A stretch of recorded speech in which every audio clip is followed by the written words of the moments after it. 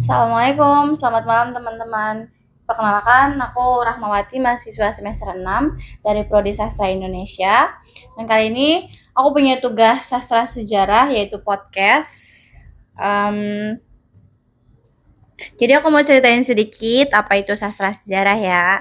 Jadi sastra sejarah mempelajari tentang hubungan antara karya sastra dan peristiwa sejarah dalam satu periode waktu tertentu. Dalam kajian ini, karya sastra tidak hanya dilihat sebagai produk estetika semata, tetapi juga sebagai dokumen budaya dan sosial yang mencerminkan, merekam, atau bahkan mengkritis kondisi sejarah sastra karya yang ditulis. Oke, jadi tadi udah aku sebutin definisi sastra sejarah ya.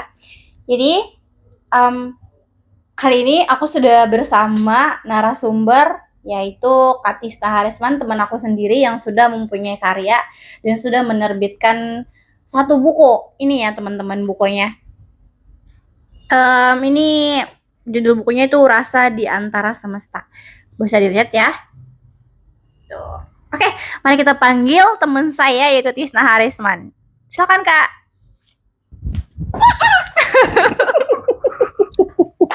Oke, jadi kita tanya-tanya dulu kali ya, gimana kabar dia dulu. Oke, Kak Tisna, hai, gimana kabarnya?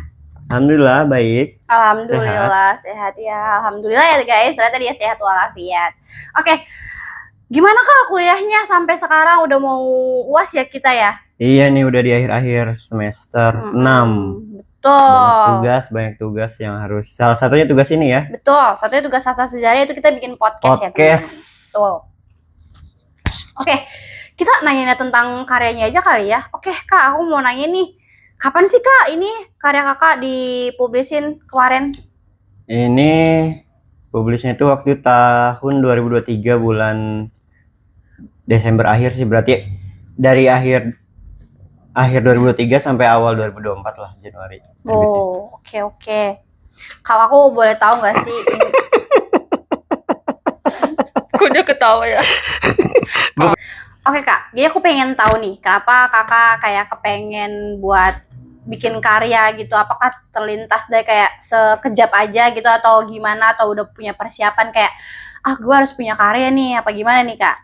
Sebenarnya waktu itu tuh ini awalnya itu berawal dari ya emang yang menginisiasi itu emang saya. Jadi saya itu waktu itu ini kan antologi puisi yang dimana antologi puisi itu kan kumpulan puisi-puisi dari beberapa penulis gitu. Nah jadi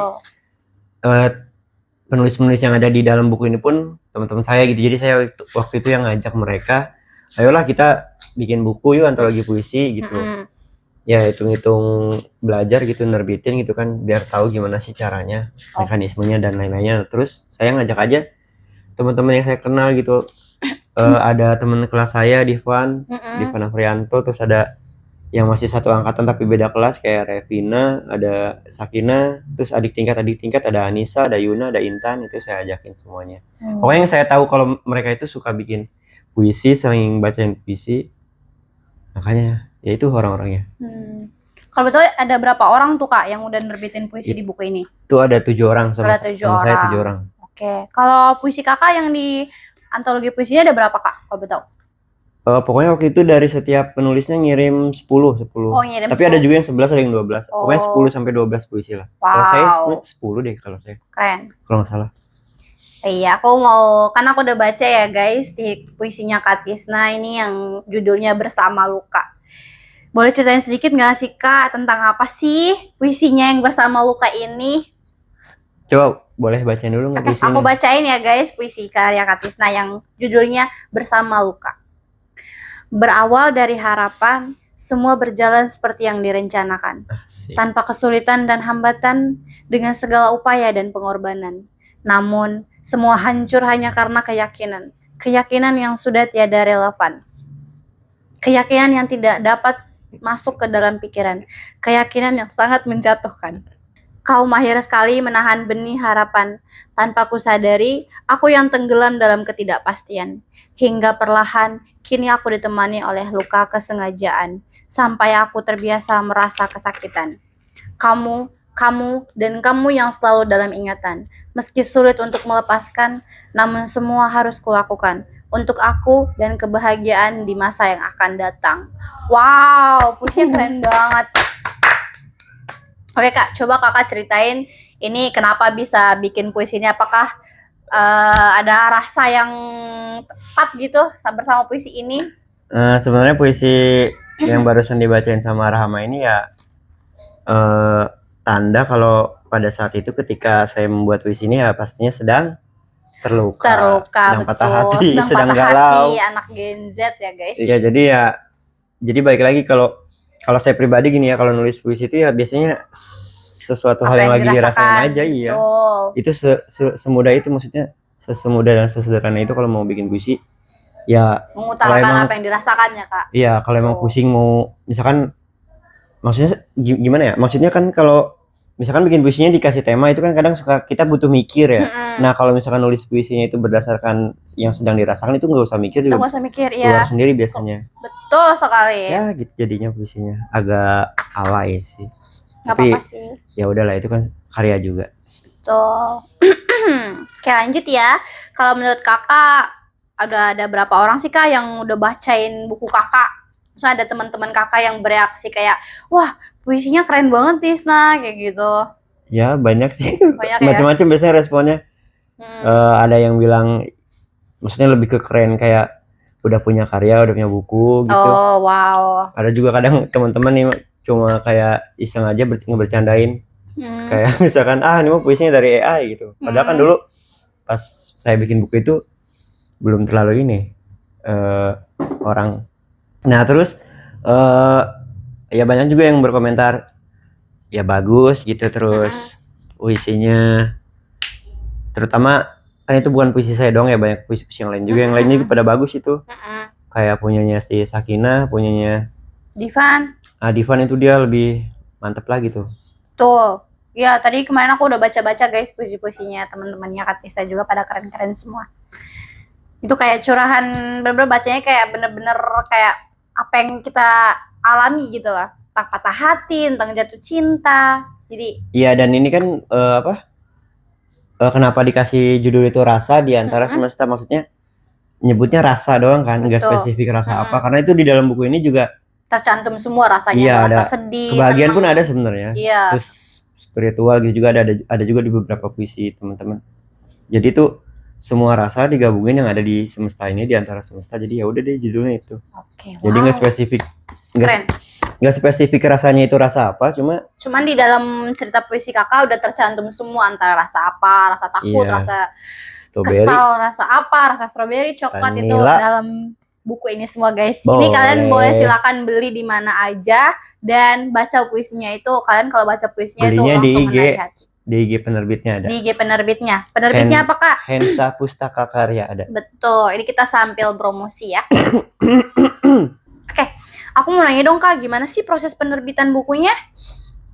Proses apanya nih? Proses di awal apa? Bermula dari penulisannya atau proses penerbitannya? Boleh, kayak dari teman-teman yang lain juga diskusinya kayak gimana tentang puisinya, kayak gimana peraturan cantum nama di bukunya, mau duluan siapa gitu, bagaimana prosesnya sih Kak? Gitu-gitunya. Kalau misalkan dari awal aja ya, dari awal pembuatannya itu ya waktu itu menginisiasi itu ya awal-awal semester 3 lah. Waktu itu kan masih awal semester 3 tuh. Nah itu kan proses ngebahasnya apa segala macam sampai pertengahan semester 3. Nah terus waktu itu ujung-ujungnya di akhir semester 3 lah, akhirnya udah mulai ngumpulin semuanya. Terus diterbitinkan, itu kurang lebih ya berarti selama 1 semester itu aja dah. Nah terus itu kan proses diskusinya, ngumpulin orang-orangnya, terus nyepakatin berapa puisinya, terus temanya apa, mau kayak gimana tema bukunya apa segala macam tuh ya. Nah terus itu kalau dari proses penerbitannya itu ya dari ketika naskah udah kekumpul semua, terus saya ngobongin penerbit, terus udah penerbit ngasih tahu kurang lebih penerbitannya 1 bulan sampai 2 bulan. Ya udah akhirnya ngasih naskah ke penerbit, terus penerbit ngirim banyak lah, itu kayak surat menyurat ya, kayak misalkan surat haki, surat pokoknya kayak kontrak gitu lah yang harus ditandatangani sama penulisnya. Nah terus setelah itu dilakuin udah prosesnya nerbit buku, terus ISBN juga kan butuh Oh, waktu iya. juga. Mm-mm. Terus udah proses cetak, ketika tadi pas udah ngirim naskah, terus pas mau tanda tangan yang kata surat menyurat itu, Mm-mm. kita ngasih DP, terus pelunasannya ketika bukunya udah jadi pas mau dikirim itu. Oh, wow. Itu kurang lebih jadinya Januari lah, akhir Januari kayaknya. Dari akhir Januari udah terbit. Iya. Wow. Mulai keren. ngasih naskahnya akhir Desember. Gimana Kak setelah Januari itu udah terbit? Rasanya tuh kayak gimana? Ya seneng aja karena kan ini karya pertama, Karya. buku pertama. Oke. Enggak sih, kalau karya mungkin ada lagi lain. Maksudnya ini buku pertama gitu Buku pertama. yang terbit Hmm. secara apa ya? ISBN gitu, dan ya keren aja gitu ngeliatnya punya buku Punya sendiri buku, yang hasil iya, sendiri. karya sendiri gitu ya. Meskipun ya belum solo ya, masih kolektif, masih antologi, tapi ya setidaknya lah udah ada. Tapi kepengen gak Kak, kayak misalnya ke depannya kayak kepikiran kayaknya pengen solo deh gitu. Bikin puisinya entah dari puisi kayak novel atau mungkin cerita Pengen pendek. sih, pengen banget sebenarnya, pengen nyobain bikin solo ya, entah puisi, entah novel mungkin kalau bisa ya, cerpen. Tapi ya itu kalau keinginan mah ada, rencana ada, cuma ya belum terrealisasikan saja. Mungkin ini dulu kali ya guys, mungkin ngerasain rasa sakit hati dulu atau mungkin ngerasain apa dulu biar bisa dicurahin gitu ya nggak sih Kak? Ditinggal Bisa gitu juga nggak sih Kak? Ditinggal nikah? Ditinggal nikah itu bisa gitu guys, ditinggal nikah sedih rasanya kayak gimana sih, tinggal nikah tuh pasti sedih ya. Terus nanti dicurahin gitu antara novel, puisi atau mungkin cerita pendek. Terus diterbitin deh punya karya keren. Oke Kak, aku mau nanya-nanya nih. Kalau misalnya Kakak nih punya hobi apa sih? Kalau boleh tahu hobinya apa? Selain bikin puisi Selain gitu. bikin puisi gitu. Sebenarnya Tapi guys, maaf ya Kak potong. Tapi guys, aku ngelihat dia tuh di sosial medianya tuh dia tuh anak gitaris gitu ya. Lagu suaranya bagus by the way guys. Keren. Aku suka dengar aku suka lihat sosial medianya dan dia tuh main gitar terus nyanyi juga, keren.